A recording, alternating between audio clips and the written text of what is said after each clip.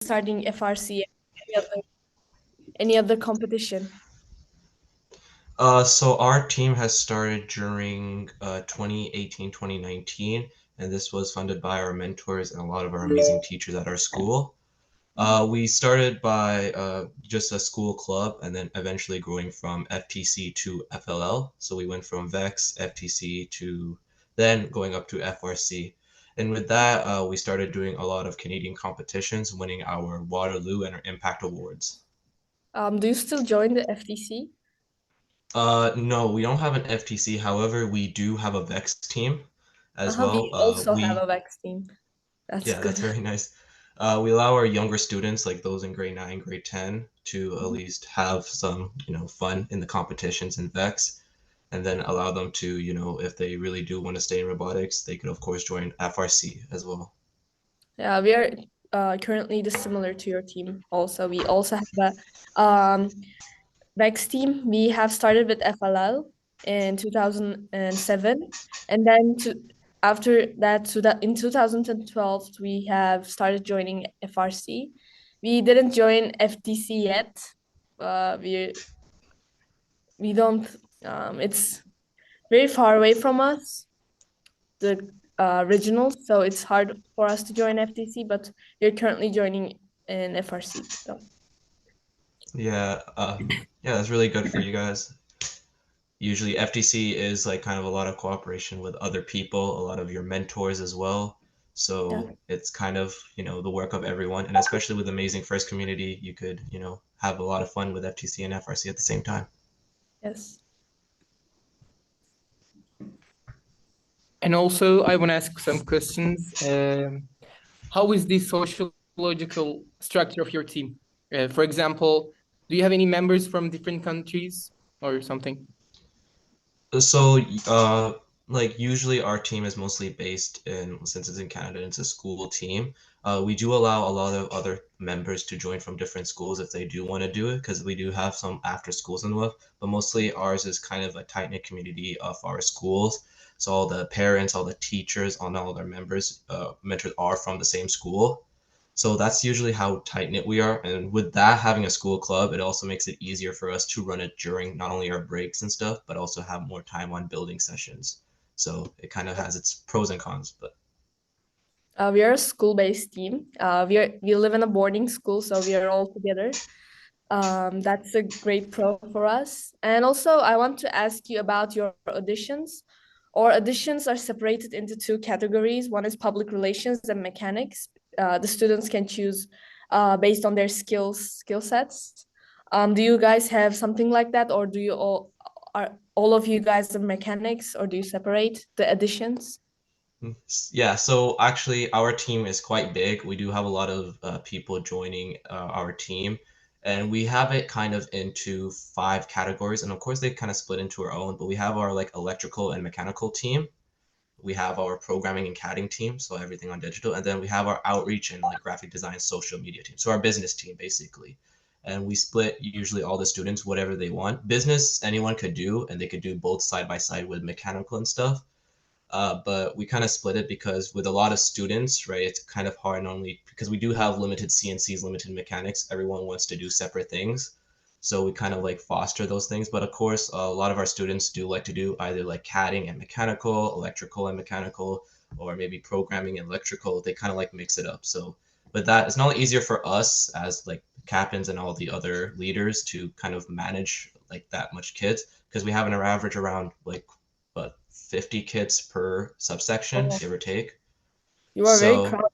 Yes. yeah, we're really crowded and it's yeah, but it's give or take, but it's easy for us to kind of manage it through. Because we're a school-based team and we don't have that much of a separation in our team. We're around 20 and 25 people in the team, actually. That's a really good total. Yeah, actually, you were talking about team structure.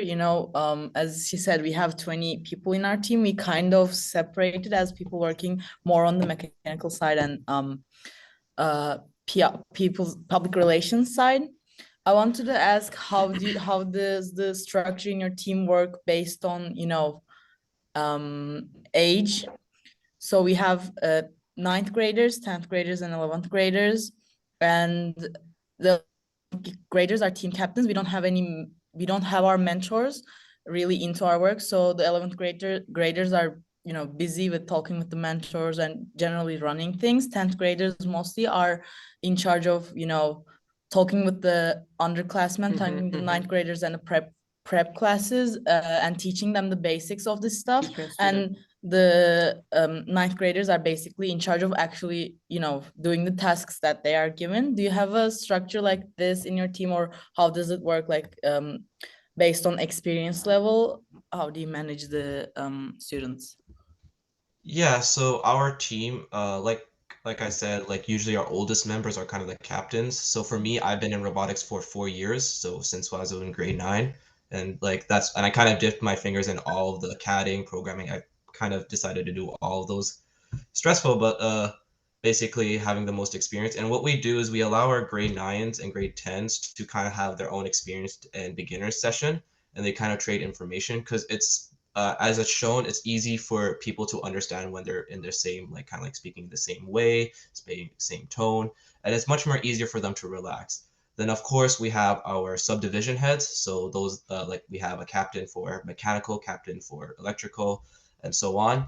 And we actually have them teach the kids about how to do like really advanced coding. Actually, this year we're doing command-based coding. So me and my programmer head, we have been trying to not only learn ourselves about command-based, but we've also been trying to teach other students. And it's kind of where experienced people will be during competition. The experienced one will be using, for example, mechanical. They'll use CNCs, lathes, milling machines. While for the beginners, they'll be not only like just attaching parts, but they'll be using band saws or kind of like drill presses. So something so that it's progressively, the more they stay in, it's progressively much more like not only complicated, but they'll learn much more. We are also quite similar. We also have separated team captains for the categories, actually, for them to teach more specialized, actually, I can say. Yeah, it's really good. And not only that, it's that you have like the most experience teaching the youngers. And that's kind of the reason, because I won't be here. And a lot of our mentors that have helped us, they're usually online. So they either just give us some tips or tricks, but they're usually during like university or higher studies, while the most experienced ones are usually grade 12s or grade 11s. So with that, it's much more easy to kind of pass down the knowledge.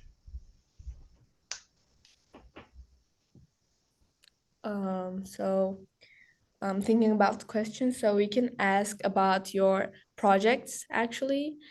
This year's theme is art, and I want to talk about the project you have completed with your team this year. Do you have any project like this we can talk about? Yeah, so this year, actually, when I got captaincy, I decided to take a big risk because this year we decided to try swerve drive.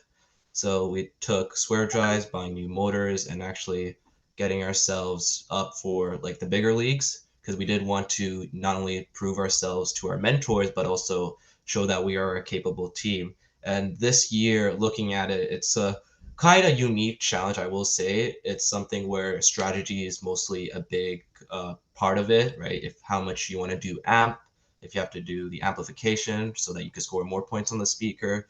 And usually the robots that are the fastest is there. So we've been trying multiple different ways to score. At the moment, we're trying to see if we could score in the wing instead of all the way close next to the speaker. But it's kind of a lot of these prototypings. And we have another team to build smaller robots just to have not only fun with it, but also to get the basics of robotics. So like the electrical components and stuff. So we have, like I said, we do an FTC team previously, but we kind of have some spare FTC parts, which we allow them to use to at least build some robots that are close to this challenge. Yes, I see. Yeah. Despite the mechanic sides, we also implement projects on voluntary basis. Like this project we're in right now, it's called International Talks. In this project, we talk with other teams. We get to know each other from different countries, actually. Yeah, and actually, I kind of respect what you guys do. It's actually an amazing initiative that you guys are talking to other teams. For us, what we do is we actually kind of spread ourselves into teaching middle schoolers, so young kids. Like I said, we have an FLL team, right? And then Vex team where we just try to work with those guys as well. But usually our FTC is kind of the main attraction. And we do have times like, for example, after post seasons, we have our teams just go up to schools, to our sponsorships, and kind of show them what our robot is, but also teach younger kids what robotics is, different opportunities. And at times we will also have our team volunteers at like shelters and stuff. So that's how we kind of. Actually, you know, we have a similar project. We call it, you know, Hit the Road. We go around the country. We talk about, you know, STEM fields and robotics to teach younger kids about STEM and inspire them into the field. We have a few projects. We inside the year we go with some projects that are related to the theme. Like this year it was art, last year it was energy, and then we have some sustainability projects. We have some, you know, awareness projects and so on. Currently we're working actually on a project that we are putting together a play, a theater play, and we're gonna present them to the kids, you know, as it is related to both art, but the script is written something alongside the lines of STEM. So we're both teaching the kids about the field of STEM and the field of robotics, and also about art, and doing it through a way of art. You know, we're combining them together. Yeah. Yes, both awareness and an art project. We try to put these things together, you know. And Yeah, we that's also actually. sorry, you can continue. No, you could go ahead. We also believe that teaching kids about STEM is very important because in our country, not every child has the same opportunities in their schools, and most of the children doesn't know what robotics is, even though they have the skills needed. Actually, one of the schools that we have gone last year, children came up to us and decided to go for a FLL team, and they have won the competition in Sinop. It's a city in Turkey, actually, and they have won the competition. That was a really proud moment for us. Yeah, that's really good what you guys do. Like I probably will take inspiration and try to also, do like that play thing. That's actually a good idea to like involve people in STEM in a fun, creative way as well. So that will be something I'll put on my list as down. But yeah, that's a really amazing thing, right? Allowing other kids, because it's true, like some kids they don't know what STEM is, or they have the skills, they like to do something related to STEM, but they still don't know like what their careers or what career path is. So it's kind of amazing what you guys do. Thank you. Also, I want to ask something. How do you explain the art concept based on your team or your project? Or So for our art concept, basically our, I will say our, team is kind of a lot of fun people where they like to just enjoy themselves, have some, fun times, and they will pull up with the most like funny ideas ever, trying to complete the competition with the most unique ideas, which I will say is kind of like a fun thing as captain, because usually when you see your team just building some funny things and it does work out, you'll be amazed at how it is. But if I was to like kind of explain how our team is in the art concept, is that our team mostly focuses on more creative designs, things that are not really unique, things that are unique to like ourselves. So for example, we are known as mecha wolves, so they were kind of explaining like what happens if we have kind of, as we shoot the our robot would howl like a wolf, and we're like, oh, that would be kind of funny just to have a speaker on it. But it's kind of where they just try to do. We actually had one of our catters and mechanical team, they built kind of a slingshot. So they made a slingshot for the notes for the design, and it works quite well. I wouldn't say it's efficient, but it was kind of funny because one of our team members kind of decided to start putting like castles, and they're like launch it at there. So it's kind of like we're doing these role playing ideas with the robot as well. But yeah, that's kind of how we do our artistic ways. That's really That's nice. really nice. right. You know, we have also, after the kickoff process, we also started, you know, designing the robot. I would like to ask how is your competition process is going currently, and you know, when is your regionals? How much time do you guys have left? How are you generally planning that process between the kickoff and the regionals? Yeah, basically that. Yeah, so first, usually we kind of prepare what we're supposed to do. Like, of course, plans will change, but like during pre-seasons, actually with me and my like the other heads, the sub-captains, basically we talked about different ways to how to manage each things. Because of course we have 5 divisions, meaning we have to organize them between the weeks. And usually during January, we start off with just all the planning and all the CADing. But the reason why we kind of slow down in January is because we have exams, right? Which not only us grade 12s, we kind of have, it's kind of important, but those that are in grade 10, grade 9, it's an important thing for them. So usually our planning is during during January, where we have all of our plannings, we have all the parts, we order parts that we need, and we do like basic designs and stuff, and do some prototyping.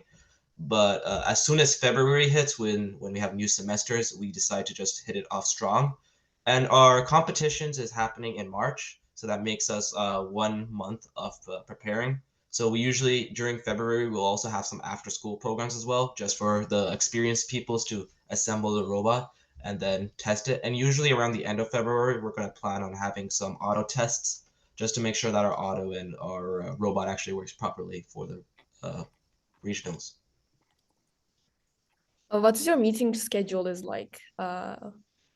So our meeting schedule is that we have a lunch break. So our school starts from, of course, 8 o'clock all the way to a 10:45.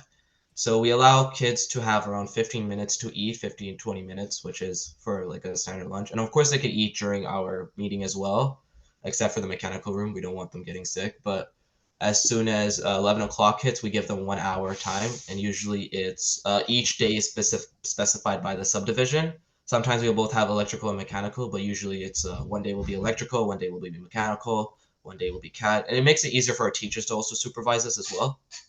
That's really But good. yeah, and then as soon as that's over, our schedule is that sometimes we'll have a few people because we also have spares as grade 12s. So some of the grade 12s will just stay behind, finish up cleaning or finish up parts of the robot that we need to do. We are also quite similar because we are boarding school. We get together very easily. So we also have 4 meetings total in 1 week. 2 is mechanical and 2 is public relations, actually. And also, we want to ask you another thing.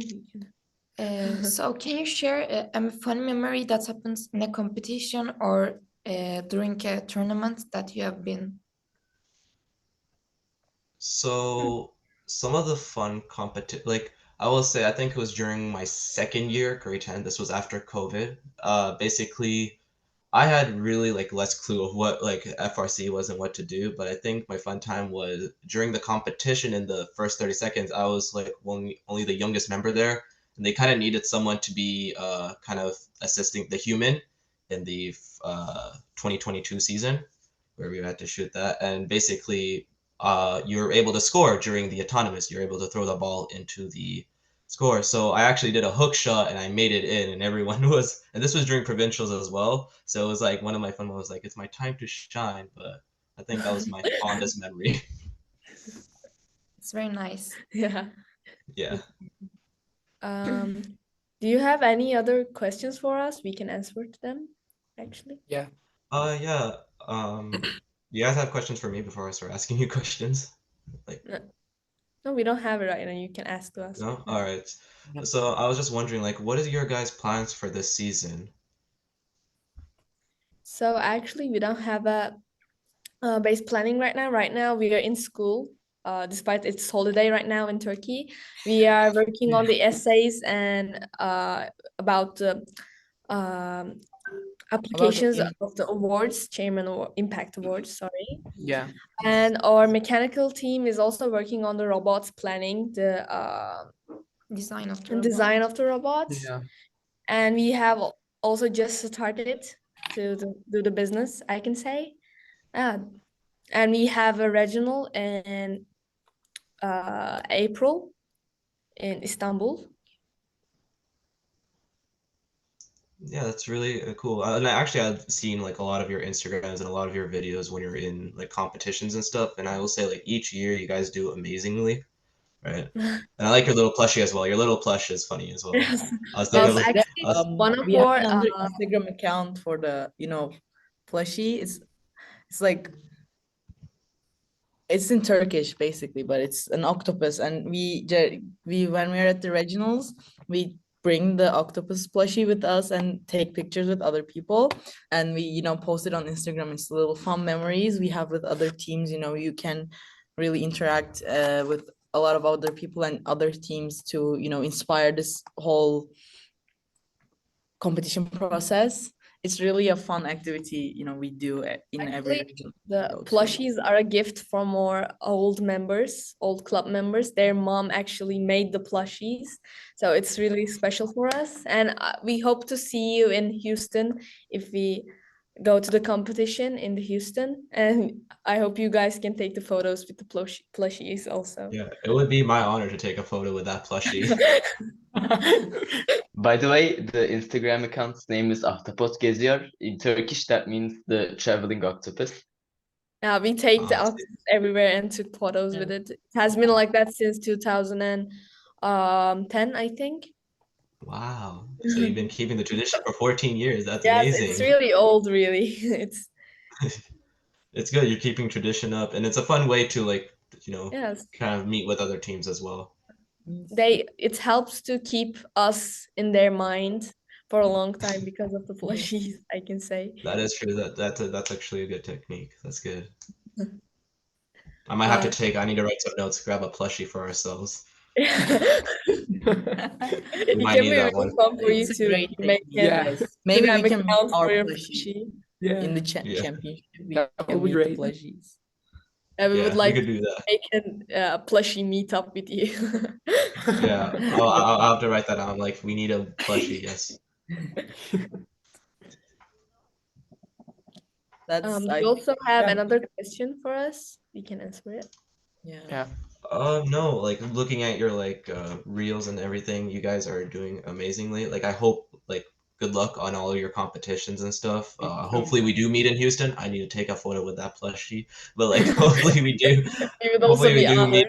honored. Yeah, Would be- right. But yeah, it'll be fun playing with you guys in Team Alliance or playing against you. But yeah, good luck on the next 2024 season. Hopefully everything goes well. But yeah, Yeah, I we have no wish other you the questions. best also for your team. Hope to Thank you see very you in the much. championship. Hope to fight against each other maybe.